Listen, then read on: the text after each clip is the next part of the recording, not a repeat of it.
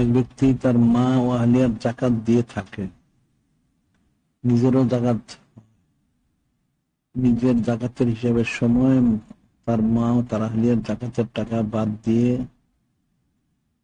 জাকাত যোগ্য সম্পত্তির হিসাব করবে কিনা।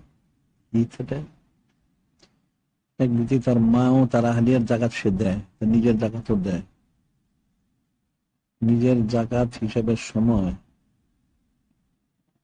তার মা আহলিয়ার জাকাতের টাকা বাদ দিবে। জাকাত টাকা বাদ দিবে কেন, এটা স্পষ্ট হয় না। একটা ব্যক্তি সে তার নিজের জাকাতে সে জাকাত দেয়, তার মার পক্ষ থেকে জাকাত খরচ হয়, তার আহলিয়ার জাকাত খরচ সে খবর জাকাত দিলে সে নিজেই দেয়, ঠিক আছে।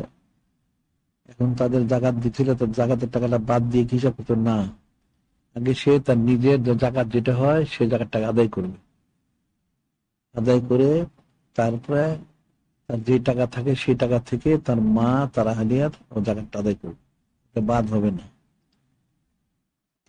তার মারই আদায় করা ফরজ ছিল, তার আহলিয়ার ফরজ ছিল, সে আদায় করে দেয়, তখন সে তার জাকাতটা আদায় করার পর তার যেই টাকা থাকবে সেই টাকা থেকে আবার তাদের জাকাত দিলে আদায় করতে।